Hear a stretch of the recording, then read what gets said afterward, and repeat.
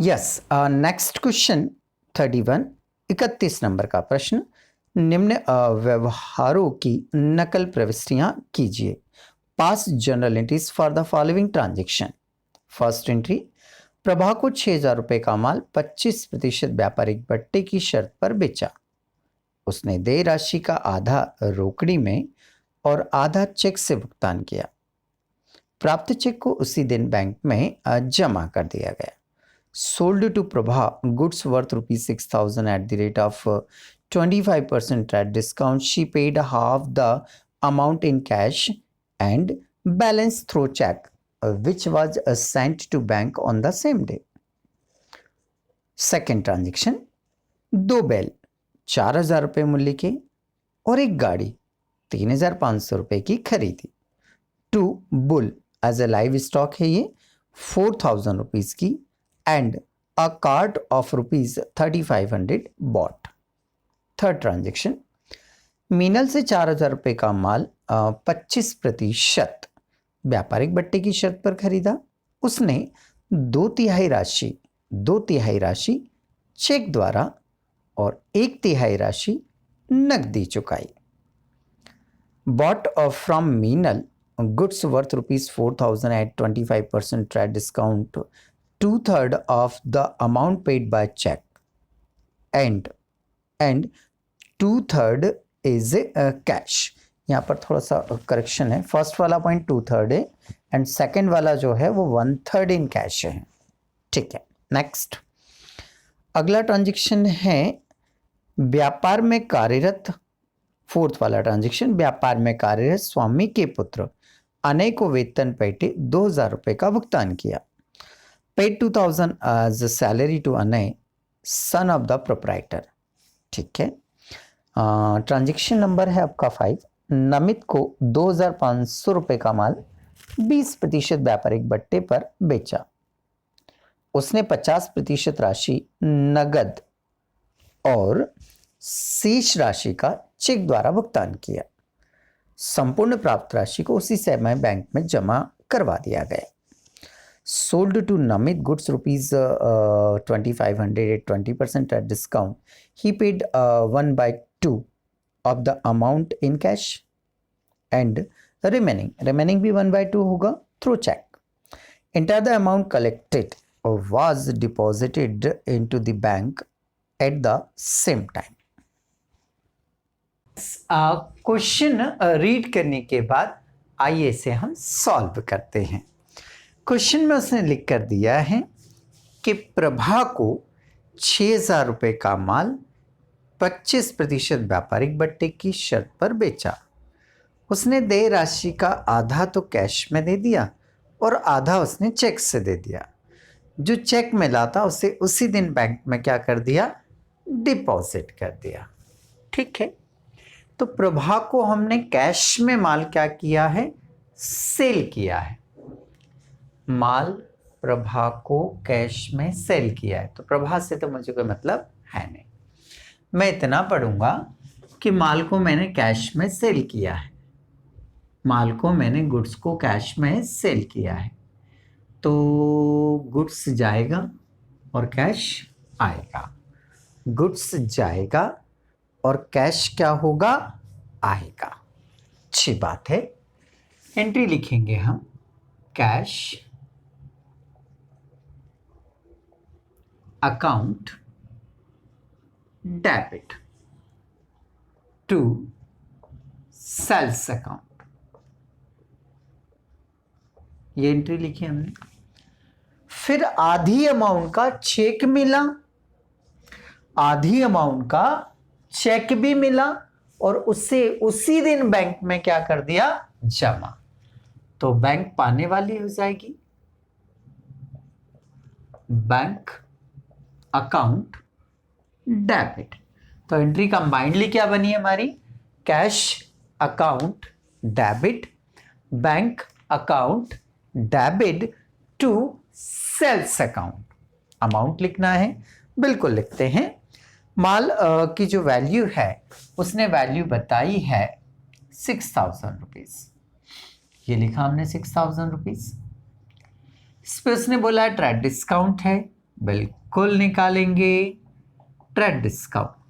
कितना परसेंट दिया देखो तो जरा, तो ट्रेड डिस्काउंट 25% है, तो 6000 का 25%, 6000 का 25% हम निकालते हैं तो ये आया आपका 1500 रुपीज़। लेस करेंगे 4500 रुपीज़ आएगा। ये जो 4500 है इसका आधा तो काहे में मिल गया, हमें कैश में मिल गया। 4500 का आधा 50%, तो 4500 का आधा कर लीजिए, आधा कितना होगा 2250 हो जाएगा। और आधा जो है वो काहे से मिला, हमें चेक से मिला, मीन्स 2250 जो है वो चेक से मिला। और ये चेक तुरंत के तुरंत मैंने कहाँ जमा कर दिया, बैंक में जमा कर दिया। तो अच्छी बात है भाई, कैश में आ जाएगा 2250, बैंक में आ जाएगा 2250 और सेल्स में आ जाएगा 4500। ये ट्रेड डिस्काउंट है और ट्रेड डिस्काउंट को डेबिट या क्रेडिट नहीं किया जाता है। ठीक, तो ये हमारी पहली entry complete, being goods sold on cash and received check deposited into the bank. ये पहली एंट्री कंप्लीट।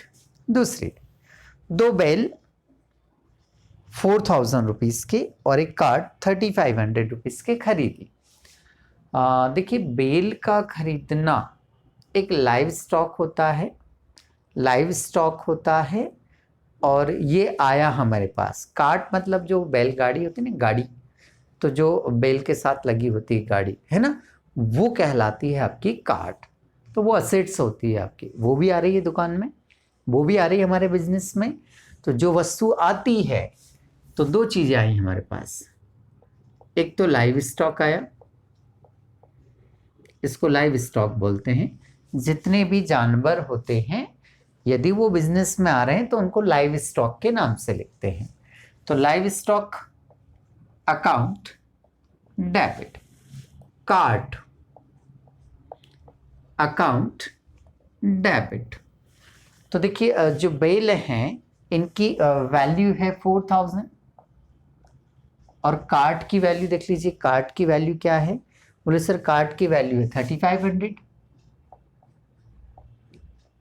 टोटल हुआ आपका 7500। इन दोनों के लिए हमने पेमेंट किया है। पेमेंट करेंगे तो कैश हमारे पास से क्या हो रहा है, जा रहा है। और जब कैश जाता है, जब कैश जाता है तो हम इसे क्या करते हैं, क्रेडिट करते हैं। Being purchased live stock and card. ये हमारी एंट्री कंप्लीट हुई। थर्ड एंट्री, मीनल से 4000 का माल 25% ट्रेड डिस्काउंट पर खरीदा। उसने 2/3 राशि के लिए हमें चेक दिया और 1/3 की राशि उसने कैश में दे दी। ठीक है, मीनल को हमने माल, मीनल से खरीदा हमने, ओके, मीनल से माल को खरीदा है, खरीदेंगे और कुछ अमाउंट का हम चेक दे रहे हैं, कुछ कैश दे रहे हैं। ठीक है, मीनल से माल खरीदा और कुछ का मैंने चेक दिया, कुछ का मैंने कैश दिया। चलिए खरीदेंगे तो पहले तो क्या हो जाएगा भाई, गुड्स व्यापार में आएगा तो परचेसेस को क्या कर देंगे हम, डेबिट। तो परचेसेस अकाउंट डेबिट। कुछ अमाउंट का मैंने चेक दिया है, कुछ अमाउंट का मैंने चेक दिया है। तो जब मैं चेक दूंगा तो वो व्यक्ति जिसे मैं चेक दूंगा वो पेमेंट लेने कहाँ पहुँचेगा, बोले सर वो बैंक जाएगा। तो देने वाली कौन हो गई, बैंक। देने वाले को क्रेडिट करते हैं। 2, कुछ मैंने कैश भी दिया, तो दुकान से कैश क्या हो रहा है, जा रहा है। दुकान से कैश क्या हो रहा है, जा रहा है। तो जब वस्तु दुकान से जाती है तो उसे हम क्रेडिट करते हैं। Okay, being goods bought on cash, नगद से माल खरीदा। अमाउंट निकालनी है तो चले इसकी वैल्यू देख लीजिए। इसकी जो वैल्यू है वो उसने गिवन की होगी भाई 4000। ये 4000 वैल्यू है। इस पर ट्रेड डिस्काउंट है 25%, तो 25% ट्रेड डिस्काउंट, 4000 का 25% निकाल लेते हैं हम। 4000 का 25% मीन्स 1000 होगा। 1000 आप लेस करेंगे तो रिमेनिंग कितना बचा आपका 3000, रिमेनिंग बचा आपका 3000 बराबर। अब उसने बोला है इसका 2/3, इसका 2/3 उसने चेक से मिला। 2/3 काहे से बेटा, चेक से पेमेंट हुआ। 2/3 अमाउंट का हमने उससे क्या दिया, चेक दिया। तो चलिए 2/3 निकालते हैं। इसमें 2 से मल्टीप्लाई और 3 से डिवाइड, तो कितना आ जाएगा 2000 आ जाएगा। और इसका 1/3, तो 1/3 कैसे निकालेंगे, इसमें 1 से मल्टीप्लाई और 3 से डिवाइड। तो 1/3 काहे में दिया हमने, कैश में दिया। तो 1/3 अमाउंट कितना आ रहा है 1000 आ रहा है। तो वो काहे में पे किया हमने, कैश में पे किया। ओके, तो जो चेक हमने दिया है वो बैंक के सामने आ जाएगा। जो चेक हमने दिया है वो किसके सामने आ जाएगा, बैंक के सामने आ जाएगा। और जो कैश दिया है वो कैश के सामने आ जाएगा। ऑब्वियसली परचेस के सामने फिर कितना आएगा आपका 3000।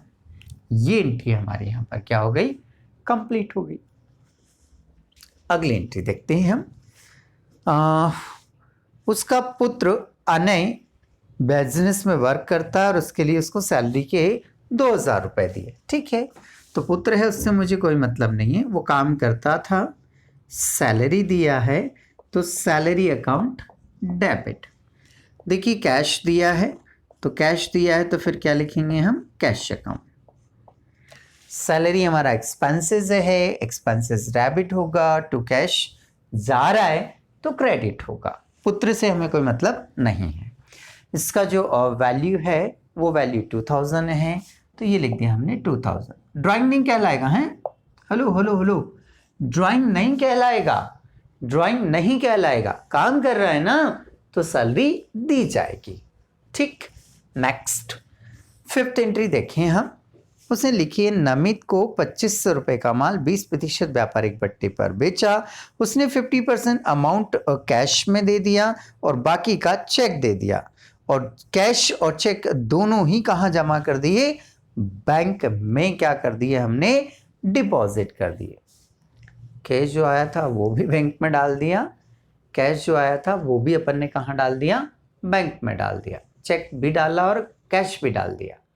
ओके, पहले वैल्यू में आपकी सबसे पहले 2500 रुपीज़ दिया उसने, तो जो वैल्यू दी है वो वैल्यू है आपकी 2500। इसमें से लेस करेंगे ट्रेड डिस्काउंट,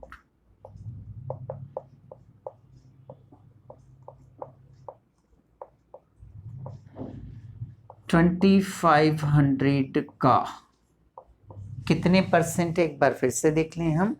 तो जो ट्रेड डिस्काउंट है वो 20% है। 20% मीन्स 500 है। क्या करेंगे, लेस, तो कितना आएगा 2000 आएगा।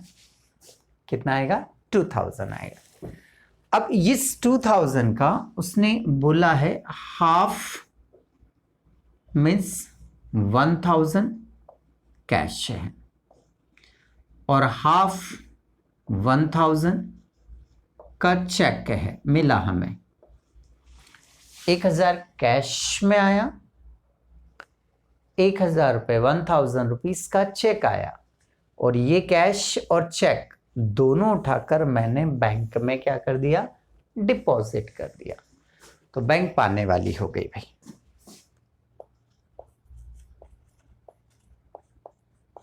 बैंक क्या हो गई, पाने वाली। मैंने ना तो कैश रखा दुकान में और ना चेक रखा, दोनों उठाकर कहाँ जमा कर दिया, बैंक में। और गुड्स दुकान से जा रहा है तो सेल्स को क्या कर देंगे आप, क्रेडिट। अमाउंट कितना आ जाएगा, 2000, सिंगल वैल्यू 2000 आ जाएगी। ठीक, being goods sold on cash, ये एंट्री आपकी यहां पर क्या हो जाती है, कंप्लीट। अब टोटल लगानी है हमें, तो चलिए टोटल लगाते हैं हम इसकी, कितनी आती है, 19,000 रुपये। क्रेडिट की जो टोटल आ रही है वो कितनी आ रही है, 19,000, 19,000। डेबिट की भी लगाएंगे तो उतनी ही आएगी, 19,000। तो यहाँ आकर आपका ये क्वेश्चन जो है वो कंप्लीट हो जाता है।